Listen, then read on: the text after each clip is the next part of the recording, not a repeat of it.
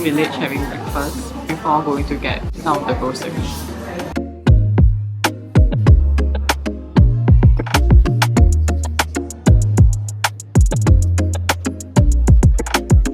Over to Red Man now. It's only just open. It's about 10:30 now.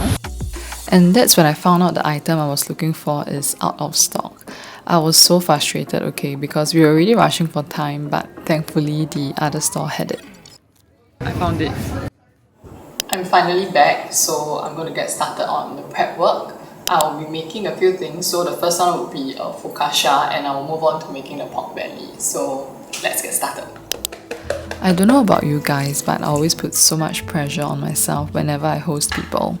I guess it's because I really want the food to taste good and somehow want to make so many things from scratch, especially bread. By the way, this is also the first time I'm cooking for my in-laws, so I'm a little nervous. I had a hard time deciding what to put on the menu because taste is such a subjective thing. They might not like what I love, so I had to be strategic about the items that I picked. For mains, I went with Kakuni. It's a Japanese-style pork belly braised in this sweet savory sauce. But the beauty of the dish is that you get this super tender and melt in your mouth meat after almost 3 hours of low simmer. My husband loved this dish a lot, so I included this in the menu. You can also meal prep this, reheat it for dinner the next few days. In fact, I think it actually tastes even better because the meat just sits in the sauce for so long that basically all the flavours inside it.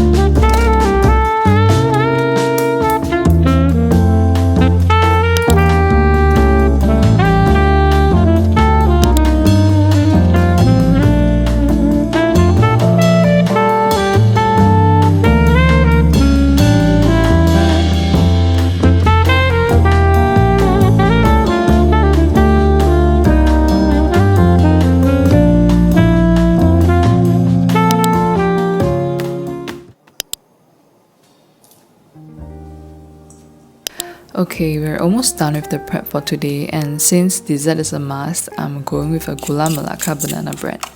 I think it's the perfect dessert for my husband and my in-laws because it's not too sweet and it's a familiar flavor for them. Fun fact, their family isn't a dessert kind of person, so my husband took some time to adjust when we started dating because I would always be looking for dessert after dinners.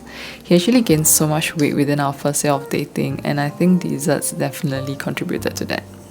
For this banana bread, I also added in some sourdough discard and yogurt, so it's a little bit tangy, just the way I like it. And ever since I found out that banana bread tastes better the next day, it's been on my list of desserts to make for any gatherings, because having the option of making ahead is always great. It takes away the stress of preparing everything on the actual day. It's been almost 2 hours and the pork belly is also done slow cooking. It's already super soft and tender, so we'll move on to braising them. Just add dashi broth, sake, mirin, sugar.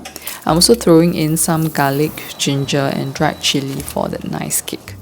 This will braise for 30 minutes on low before adding in the soy sauce and eggs, and we're almost there. Almost. Look at the beautiful crack. The banana bread turned out so nice. But I only added 2 bananas, so it's not as moist as I wanted, but that's okay. I actually thought of a nice way to serve them, so keep watching. Just wrap them up tightly and we'll continue prep tomorrow.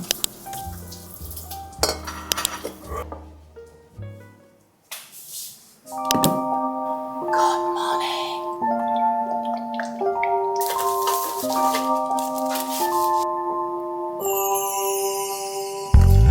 Gonna make you happy and then she goes 나만 혼자 남겨뒀어 대화가 필요해 너 먼저 나에게 말해봐 너와 나의 이 관계가 달라졌음 해 We're out of time So tell me you want more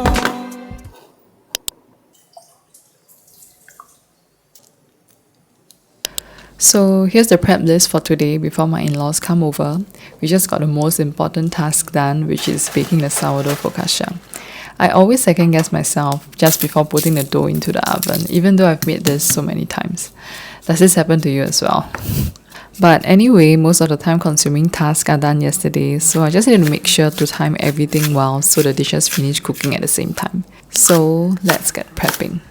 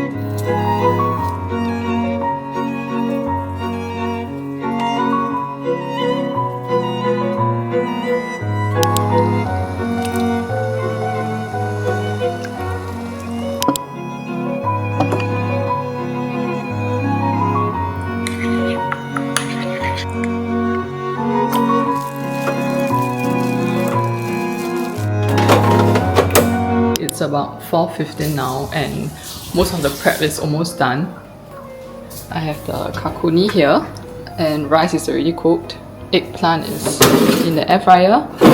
Focaccia, I actually just cut 1/3 of it, wrap it up, so just before they come I will reheat it. And the banana bread as well as the Gula Melaka syrup is over here. We'll have this with some ice cream.